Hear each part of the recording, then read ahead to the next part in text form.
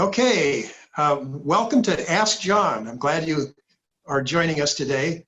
I think this is the 23rd episode of Ask John, and it is the first Zoom meeting, Ask John. And this is a show that was conceived with the idea that people would call in and ask John. I'm John Reicher, by the way. Come in and ask John some financial questions, and that's how some of the first episodes proceeded. And but I just enjoyed asking questions myself, and then I began to introduce or meet with people that had nothing to do with the financial, or we all have something to do with financial, but the topic wasn't necessarily financial. And so today is another exception to the rule of Ask John. John's going to ask questions of Ed Kressy. Before I introduce Ed, I'm going to take this opportunity to show you around my office. So I've got my phone on my tripod, and let's see how this works. I think that you might have seen, there it is. It's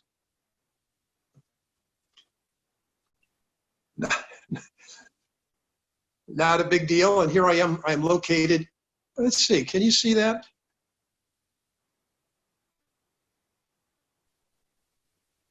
What is that? Can you read that, Ed? I can read it. It says, hi. What does it say?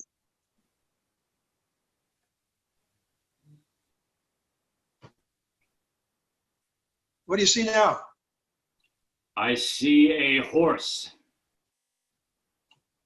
And another horse, and still another horse. Yeah, it's a remarkable there you go. work of art. Yeah, it's pretty amazing. There you go. Yeah. That's a Bev Doolittle. I really enjoy it. That's a great. I've seen it before. I've been in your office before, and I was very impressed. This is my second time having the pleasure of being your guest. And the first time we met in your office, and I saw that painting, and was very impressed by it then, and I'm impressed now. Well, I really enjoy. Oh, here's my arc.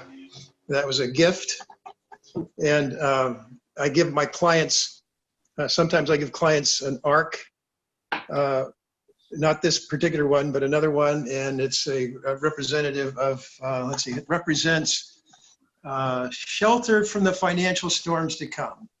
Oh, that's good. That's good. I haven't received my arc yet, but maybe when I'm a five-timer, like on Saturday Night Live, Maybe you're not a client yet, Ed. Maybe that's what I got to be a client. Okay. Yeah. Once I don't know, John, if you gaze upon my vast wealth, I don't know if you'd be ready for something like that. So I don't know if I've seen Untold Riches, the nature of which I'm in possession of. So maybe one of these days. Okay. So let me introduce my guest, Ed Kressy. And Ed has been my guest in the past. Ed has a wonderful story to tell, and I thought that it might be interesting to bring him back. He wrote a book recently, so now he is an author. And this is an amazing book. I'm about 80% through it, and I can hardly wait to finish it. And I fear finishing it because it's going to be so sad. I'm going to tell you, this is one of those books that you don't want to put down. And when you're finished, you're kind of feeling bad because it's over. But you can read it again, right, Ed? Or maybe there'll be a sequel. John, that's so kind of you to say. Thank you so much. Yes. So Ed has an amazing story, and I think when you hear Ed's history and his story and what he has gone through and what he has accomplished. There's a statement in his book, and this is what I want to start off with all my guests today, all my listeners, my viewers. This is the story of what you can do to change your life.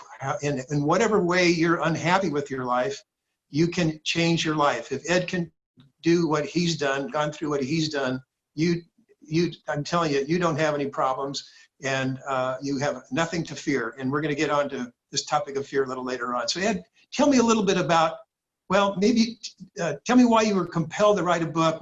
Give me the history, a brief history of your life and what was going on with you to finally feel like you had to put this down. And by the way, your writing style is amazing. It's just so easy to read and it's fun to read. Anyway, Ed, I'm finished complimenting you. now you're on your own. We keep going, John. Thank you so much. You know, I like to summarize my life by saying that I am almost certainly the only person ever who was once arrested by the FBI, then turned my life around and was recognized with a Community Service Award by the director of the FBI. It's a remarkable story made possible by a pursuit of spirituality, certainly by a number of amazing, remarkable people who helped me. And John, it's like you say, you know, for all of you out there listening, you know, hopefully by the time that this Ask John episode reaches you, hopefully the shelter in place will be over. Hopefully the pandemic will have passed. Hopefully we'll be on to healing. Regardless if we're not, or whatever other challenges you may find you can overcome your challenges. You can push past your limitations. You can use your fear. You can use your struggles as sources of strength. You can triumph. That's what I have found in my life. It can be true in yours. You know, John, 12 years ago today, or maybe 13 years ago today, we would not have been having this conversation. 13 years ago today, I was living in a flophouse hotel with a little sink in the corner where I would ash my cigarettes, wash my clothes, and urinate. I hadn't showered or brushed my teeth in months. I was high on methamphetamine. And I know I was high on methamphetamine that day 13 years ago because I was high on meth every day. Maybe not every day. Maybe some days I had spent all my money and I'd run out of food stamps that I would use to buy steaks and trade the steaks to my dealer for meth. You know, but if I couldn't find a way to get meth, if I could possibly, I would be high on meth. I'd been a methamphetamine addict for 11 years. In 2007, I had thrown away a job with Genentech, which went on to be the #1 company in America to work for, according to Fortune magazine. Genentech treated me very well. I was on a career path, worked there 5 years. It was so good to me. I threw that career away. I threw away a beautiful dream home in San Francisco. I threw away my life savings. I threw away my beloved dog and all my relationships. Everyone who tried to help me, everyone who loved me, I pushed them away in favor of sinking into methamphetamine psychosis, which meant that I would hear these disembodied voices jabbering at me constantly, 24 hours a day, threatening to kidnap and torture me to death. I would believe in these vast FBI conspiracies trying to pin 9/11 on me because I believed I had inadvertently befriended a 9/11 hijacker. And thus there was this global conspiracy / cover-up involving me. This was the world I was sunk into. I carried a loaded .357 pistol almost everywhere I went because I was afraid of the people I thought were after me. John, I'm just touching the iceberg of where my life was at. Fortunately, in 2007, after serving months in jail, after spending nights in homeless shelters, after spending years in destitution and methamphetamine psychosis, amazing people inspired me to find the strength to get and stay clean. I was inspired to work incredibly hard at spirituality, at self-improvement, at service to others. These things became the cornerstones of my recovery. Thus, I was able to bring some value of good to my communities. I became a volunteer first responder. I became a community servant, and thankfully, I'm so grateful to the FBI because despite having quit meth, I continued to experience a form of psychosis, a lingering form of psychosis that went on many years after I quit meth. And to be honest, even to this very day, I'll experience episodes, flashbacks to the schizophrenia-like condition I had, and I'll experience these otherworldly symptoms. I've learned to turn all of it into a blessing. I've learned to take all my fear, all my struggles, all my suffering. I've learned to transform those into a way to bring value to the world around me. Thanks to the FBI, thanks to my communities, thanks to many amazing people. John, you yourself included, and your incredible listeners, I'm able to bring value to the world around me. Today I volunteer inside maximum security prisons and county jail, helping persons transform their lives, helping incarcerated persons find employment and start businesses so they can not recidivate. I'm just very, very blessed, John. I'm very fortunate. And to have come from a place as dark as I was in that methamphetamine psychosis, and the addiction and the destitution, for me to have come out of that place, I can tell you with a great degree of confidence, John, you can do it too. I know your circumstances are very challenging right now in the midst of this pandemic, in the midst of whatever you have going on. You can escape, you can overcome, you can use your fear, you can use your struggles as a source of triumph. Ed, thank you, Ed. So Ed, the last time we talked, you showed me a picture, actually two pictures. And I think this picture kind of represents in a way your psychosis, if you will. And one was a picture of Omar, somebody named Omar, and another picture was someone who was identified as a possible terrorist, 9/11. And you said they look like the same guy. And when you said that, you had a very high degree of confidence that was those were two pictures of the same guy. And I looked at it, and I tried to see it through your eyes.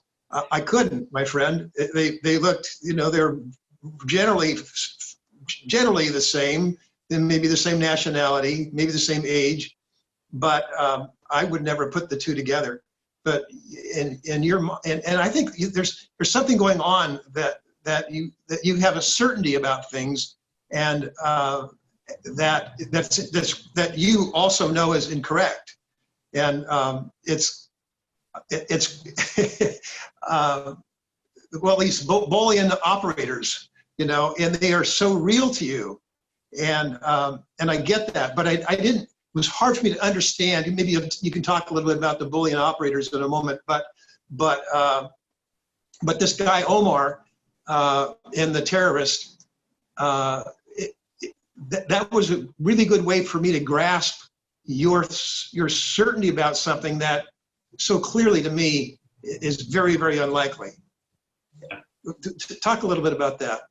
Yeah, basically, John, just to back up a little bit, in the year 2000, I was at the height of sort of my material possessions. I was with Genentech, and I had my BMW motorcycle and my many relationships.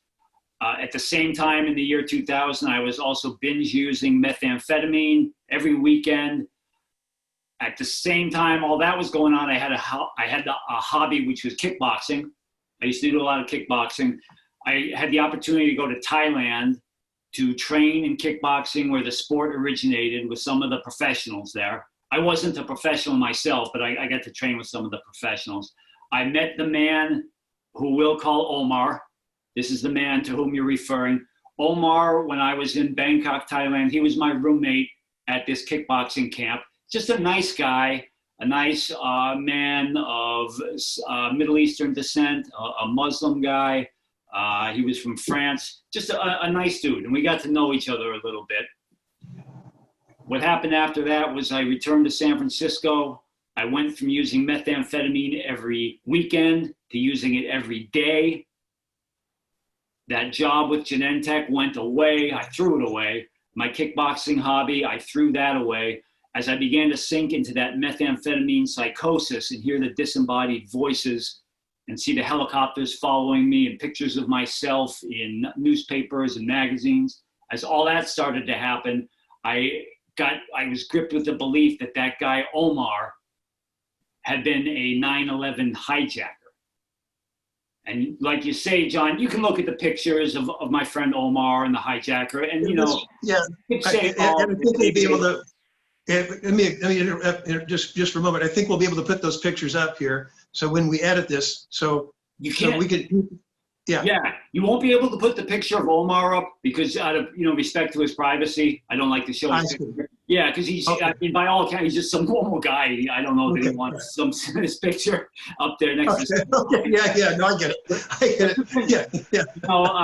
The point is, John, when we get sunk into these fears, and when we get gripped with anxiety about the future, and when we don't know what's going to happen, or when we don't know the meaning of what is happening, as so many of us are experiencing right now, it is so easy to get mired in these beliefs. It is so easy to identify with our anxieties. It's so easy to make the world of fear and the world of anxiety more real than actual reality. And as you know, John, our circumstances don't really matter so much. What matters is the meaning to which we ascribe our circumstances, right? So even if I had, let's take that far out possibility that Omar had been a 9/11 hijacker, okay? Even if that were true, that doesn't mean that the FBI has architected some vast conspiracy against me. A lot of people knew these hijackers. A lot of people encountered them. I certainly had nothing to do with terrorism or anything illegal outside of the drugs I was doing. But you took that on yourself. I did, John. So I decided, in my mind somewhere, I decided that because I had known the 9/11 hijacker and inadvertently befriended him, everybody was out to get me. My family. So it was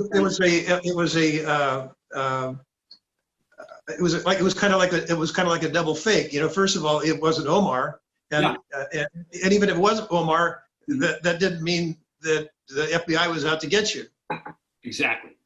And I know that you seem to be going through different phases where you're going to be a good citizen and turn him in, or you're the perpetrator and you're going to get caught. So that was part of your psychosis, I guess. That was part of my struggle. I struggled mightily with the story of Omar. Even years after I got clean off meth, I felt very badly because I believed at times that Omar had been this hijacker and that I was failing in my duty to bring this information to the American public who deserved to know. Then on the other hand, I thought, okay, well, I would believe I'm a top secret FBI undercover operative. And therefore I have to keep the story of Omar a secret in order to protect counterterrorism efforts. I would struggle with all this, John, and it became more real to me than reality. And this is what a lot of people, I think, probably experience today. We don't know what's going to happen tomorrow.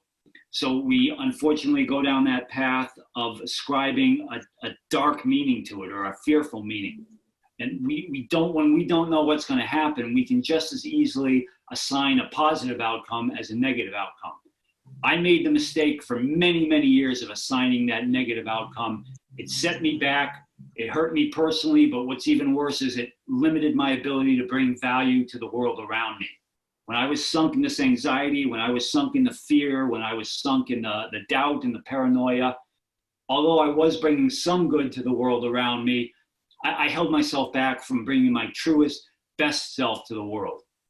Thanks to the FBI, thanks to many individuals, again, such as yourself, thanks to my sponsors, my mentors, my communities, the nonprofits I work with, all my friends, my incredible family.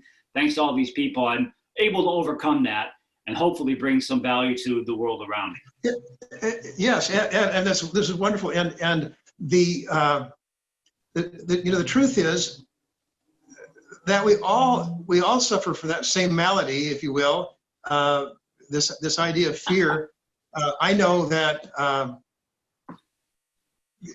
get a phone call from a client or someone else, and I don't know what it's about. And the first thing is a defensive thing. Oh my God, what's going on now? What is the problem? And I've kind of learned in my age to accept that that's how I'm going to react, and to dismiss it just as quickly as I can, and think. So I allow myself to think of the worst thing that could happen, and I put that away, and then I think about all the positive things that could come of this, whatever the situation is. And so I don't like to be Pollyannish about it, because bad things happen. But even the worst of the things that happen, and I can tell you some things that have happened with client situations and just life experiences, even the worst can have a positive outcome.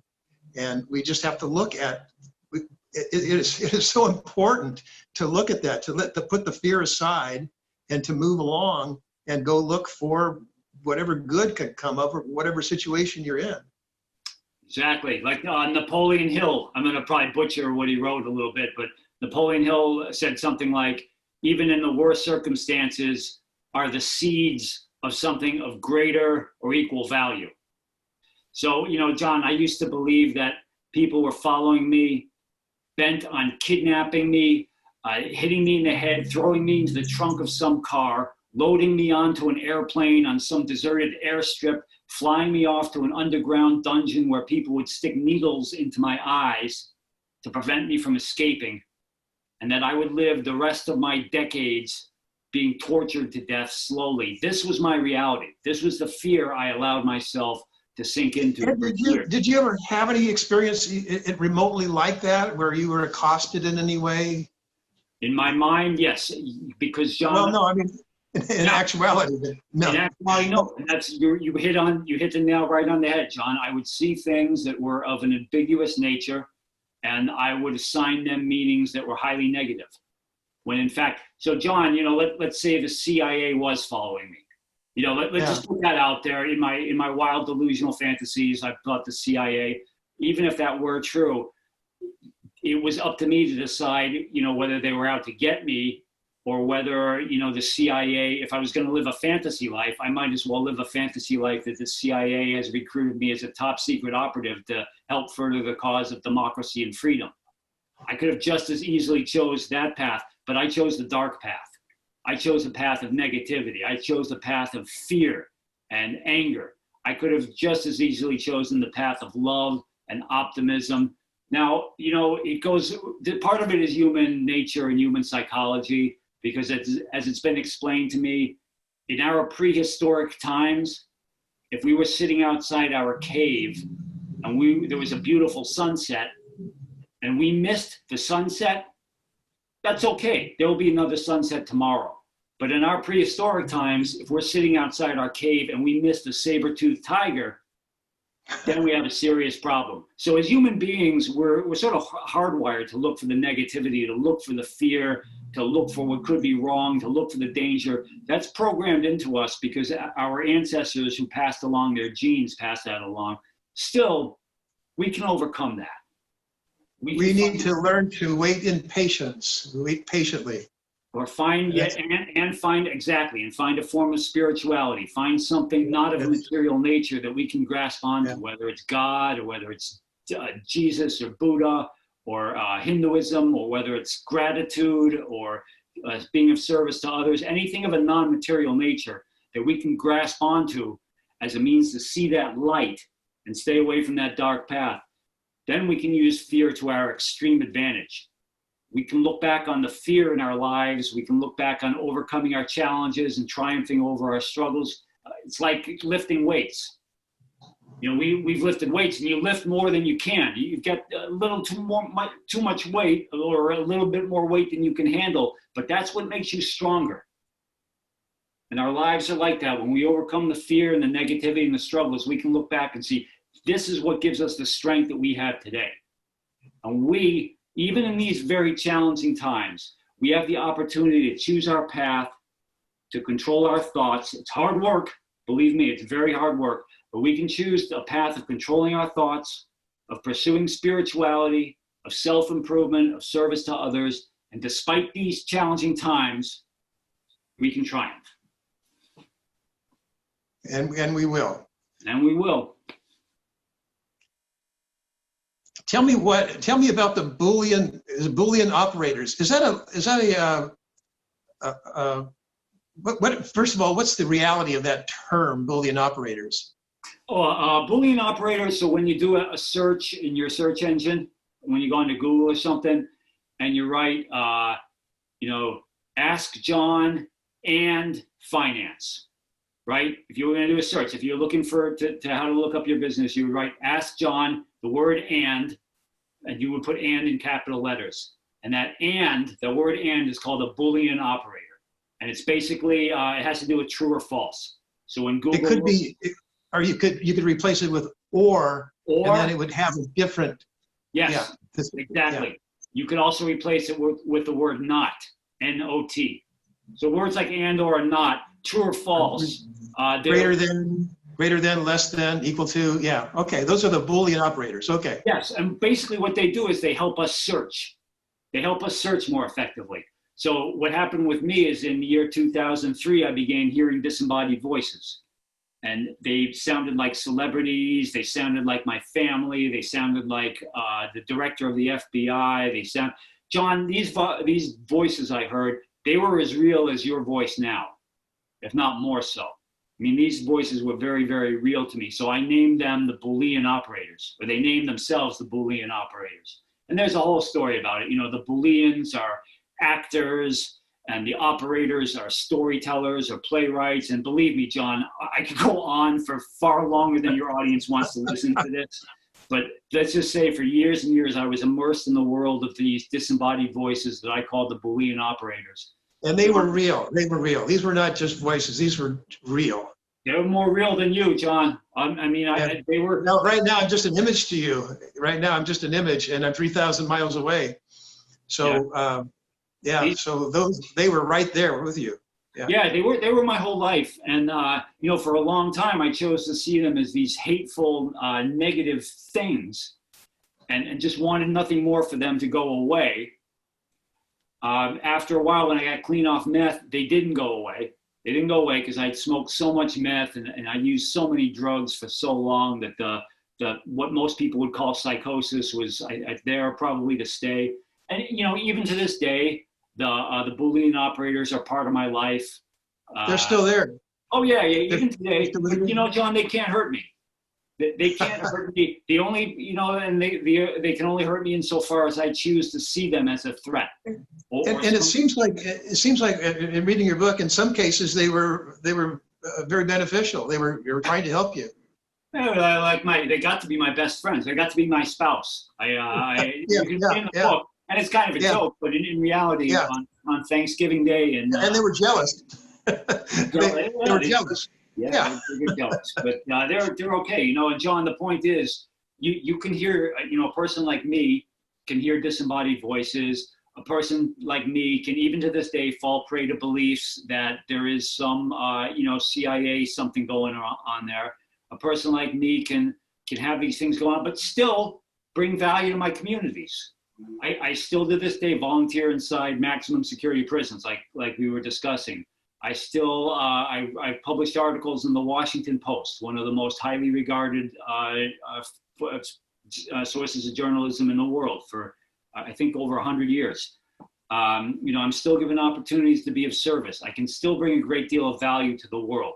Not Mother Teresa or Martin Luther King's value, nothing like that, but I can still do some part to improve the world around me. The point is, and this is kind of the theme of my book, or one of the themes, second chances benefit the giver as much as the receiver, if not more so.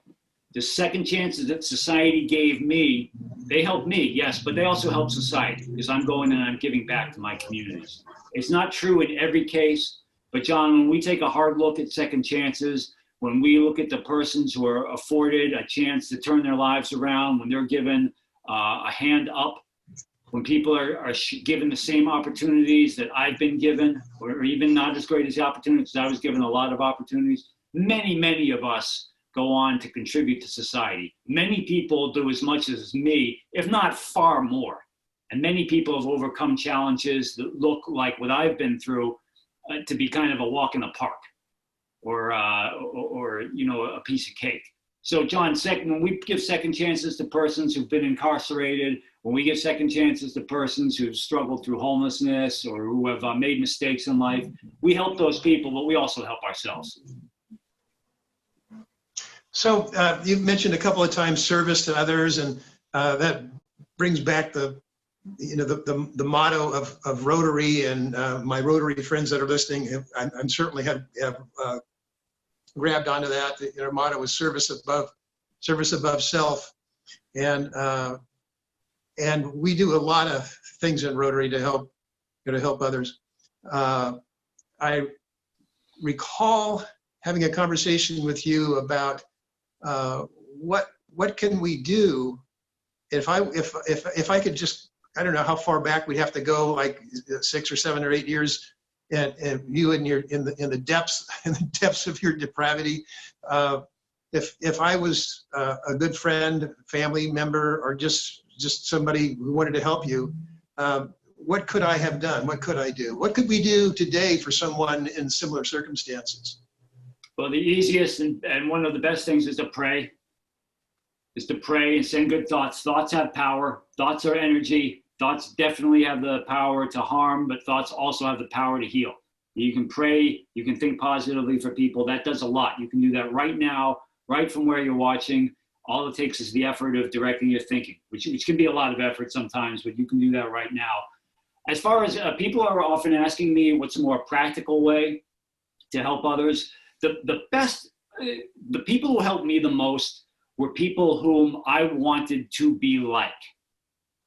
Okay, that means if a person was wealthy, or a person had a lot of material possessions, that really didn't matter so much to me, because I had had those things too. I'd been given wealth, I'd been given material possessions, but those things didn't matter to me because I wasn't self-confident. I wasn't a person who felt fulfilled. I didn't feel like I was bringing value to the world around me. I didn't think of myself as a worthwhile person. So when you, the individual who's trying to help someone struggling with addiction, when you come across to me as someone who has confidence in yourself, when you come across as someone who's improving yourself, when you come across as someone who is being of service and bringing good to the world, I look at you in my addiction and I think, wow, that's who I want to be like. I want to be like that person. And now when you offer me advice, I'm more likely to take it. Because advice, as we know, is only going to get us to the place where the advice giver has arrived. All right? So to use a financial example, John, if I was to say to you, John, you know what? I'm broke again, man. My last 10 investments all tanked. I can't pay my rent. I'm busted again, John. But hey, let me give you some financial advice. No matter what advice I might give, you're not likely to take it because of the place I'm coming. Even if I were to give you good advice, you're not likely to take it because of where I'm coming from. Usually when we advise someone to quit doing drugs, often in general, that's usually good advice, right?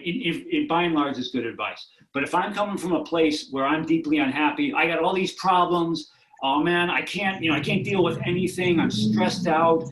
I'm just, I don't like my self-image. I don't like my career, but hey, let me advise you to quit doing drugs.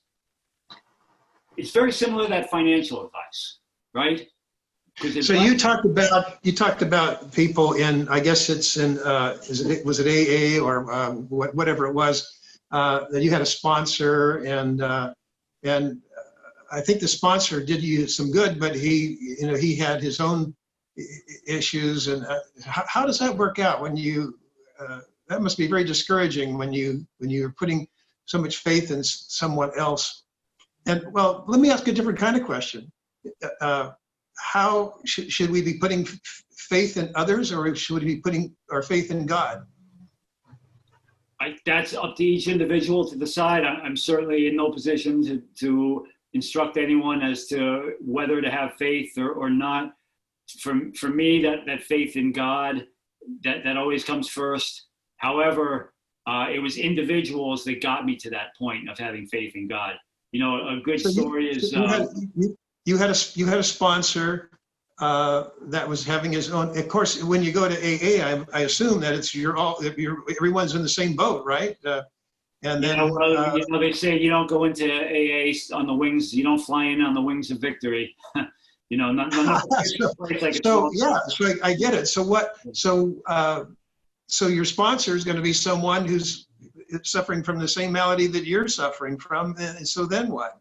Well, the sponsor has overcome. You know, the sponsor has found a way to triumph over seemingly hopeless circumstances. A sponsor has found a solution. So your sponsor after some time relapsed, and then this person overcame again and became your sponsor again, or how, I forget how that turned out. Yeah, I talked, this all happened when I got clean for one of the first times back in '06. The person you're describing, just for your audience's benefit, he was, I think, my first ever sponsor, and he relapsed back to crack cocaine, I think it was, after he started sponsoring me, and then I relapsed back to methamphetamine. The point is, that person, that sponsor today, we just talked on the phone the other day. You know, we're close friends now. His daughter is doing incredibly well in college. He's married. He's helping many, many people. So, you know, it's possible to turn one's life around. And this was a guy who, this person I'm describing, he was living on the streets, smoking crack. He was homeless. And now he's contributing to society. So my story is just one of many, many people. You know, just to get back, John, to when I quit meth, along with the psychosis I experienced, I was suicidal. I would fantasize about writing an email, a mass email, and BCCing everybody I knew and hitting the send button, and then walking to the Golden Gate Bridge, because I live not far away from the Golden Gate Bridge, and leaping off, you know, and if you know San Francisco, you know the city of San Francisco, the jeweled lights, the beauty of the San Francisco night skyline is right there from the Golden Gate Bridge, and just, you know, flying to the bottom of the sea. That's what I fantasized about, man. Or later when I got my .357 pistol, I would fantasize about putting it in my mouth and yanking the trigger, because I just didn't want to live, man. You know, I didn't want to die, but there was nothing to life, because drugs were such an important part of my life, and drugs were such an important solution to me. The point is, John, I met a meditation teacher who taught me not only to meditate and pursue spirituality, but he also instilled in me certain beliefs about suicide. He instilled in me the belief that suicide would lead to regression through many past lifetimes. And I didn't want regret. I didn't even want to relive this life, much less regress through past lifetimes. Yeah. Go back 2 levels and start over again. Thank you very much. I want no part of that.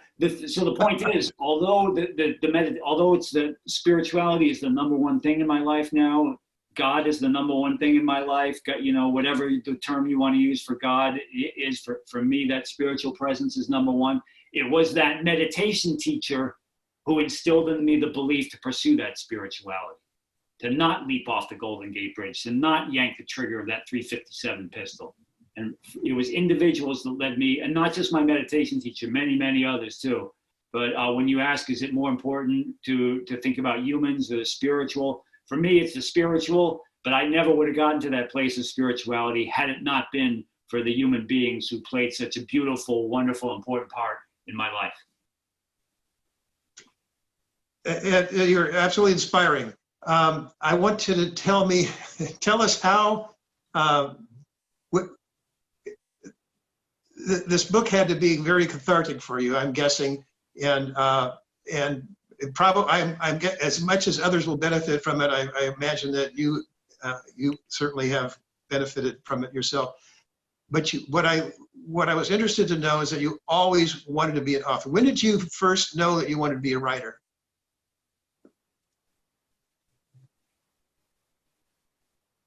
John, I'm sorry, you cut out. You were just about to ask me to tell you something. When did you first realize that you wanted to be a writer? I was maybe, I don't know, 12, maybe 13. When I was a kid, I was just a weird kid. I couldn't fit in with, you know, I was very uncoordinated, couldn't play sports or compete in the gym class. I was very sensitive. I would cry very easily. I loved to read. I would escape into worlds of fantasy. There were a lot of books in my home. I was very fortunate, so I grew up with the love of reading. Because I would read a lot, and because I was so immersed in the fantasy world, and I loved so much to escape into fantasy, I read a lot, so I got to kind of understand how words should look on a page. I began to understand how sentences should be structured and how paragraphs and all that kind of work. At least I got some sense of it. Not Jane Austen or Hemingway or anything like that, but I developed some ability to write well. When I was 12 or 13 or however many years old, some of the first times I felt worthwhile as a human being was when the English teacher would bring me to the front of the room to read aloud a story I had written.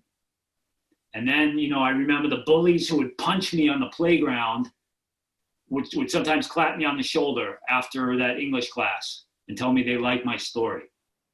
Or the popular kids who I couldn't fit in with, who I felt ostracized from, I would feel from them coming to measure respect because I had written a story and I could do something well.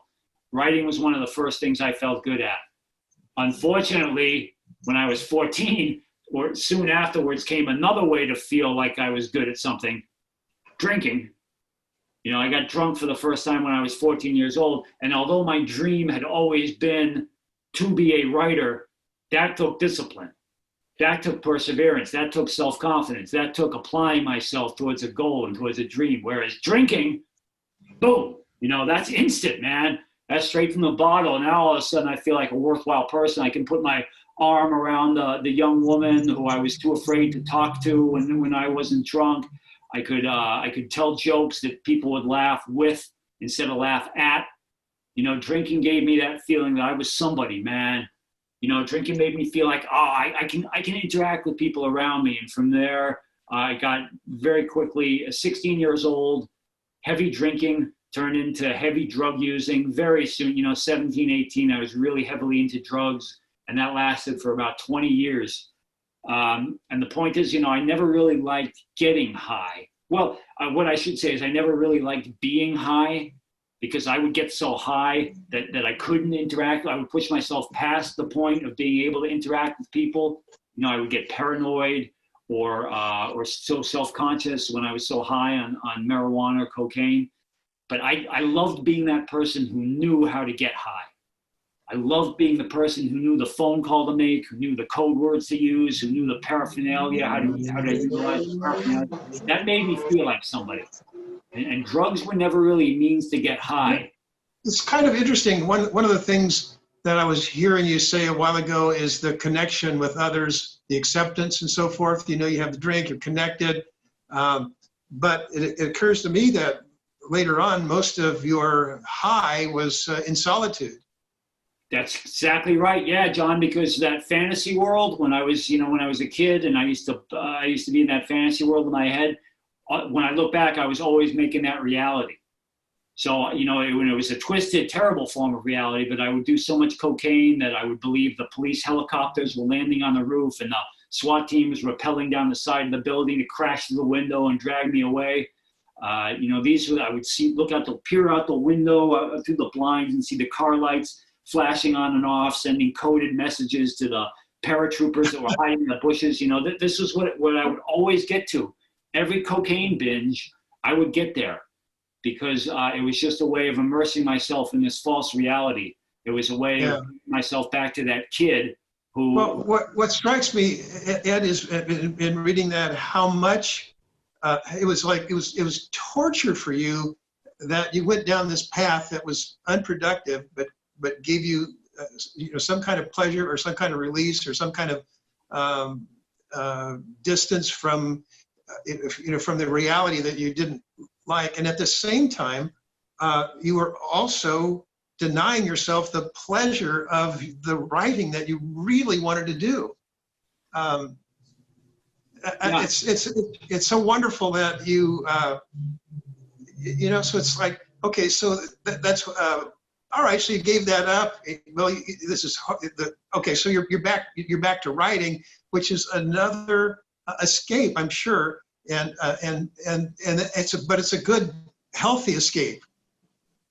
I'm so glad that you made it. That's all I'm saying. I'm so glad that you made it, and you benefit from it, and we all do as well. Well, thank you. That's very kind of you to say. Yeah, thanks, John. And for me, it was that place of comfort.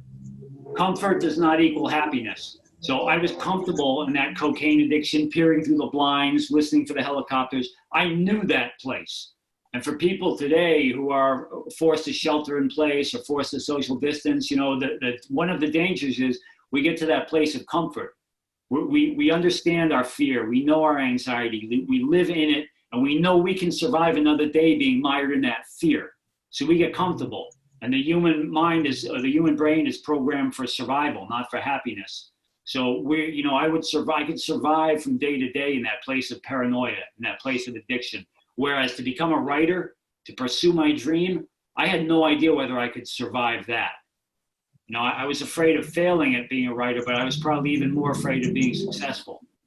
So for all of us today, you know, the dangers, we get very comfortable in fear. We go through fear today. We go through fear. We were in fear yesterday. We're going to go through fear tomorrow. So we know that fear. We know we can survive from day to day in fear. Whereas we lift ourselves out of fear, we don't know that we can survive. But you know, I hope that as a society we do not fall into we're all sheltered in place, and I hope that we do not fear a release from that prison. Well, we can still, even if we fall in that place, the good news is we can transform. You know, there's a story about a butterfly. Can I tell the story about the butterfly? Yeah. So it's a quick story, but it's worth hearing. There's a person walking through. Yeah, we're kind of running out of time, yeah, that's good. One more story, that's perfect. It's a quick story. It's a good one to end on. There's a person walking through the woods who encounters a butterfly. The butterfly is emerging from a cocoon, and it's struggling. The butterfly is fighting. It can't get out of the cocoon. So the person takes out a knife and tries to cut the cocoon, thinking that will help the butterfly, but actually it harms the butterfly, because it's that struggle to free itself from the cocoon that gives the butterfly's wings their strength to fly. And we as human beings, sometimes we need that struggle. Sometimes we need to escape from our fear, from our anxiety, in order to give our wings the strength to carry us aloft. Excellent. Ed, I think we're going to be able to put the cover of your book up on the screen here, and we'll leave it there long enough for people to get a good grasp of it. What's the title of the book? It's called My Addiction and Recovery. Okay. This tells it all. I want to remind you and everyone else, especially I want to remind you that this is your first book. Indeed. It's the first book that's somewhat readable. Yeah, I've written other books, but nothing that you would want to. The implication that it is not your last book. Thank you. Yeah, thanks, John. I'm looking for more. All right, appreciate that, man. Okay. Ed, a virtual handshake. And thank you so much, and thank all of you for joining us today. There will be more. Tune in again. Take care. Bye now.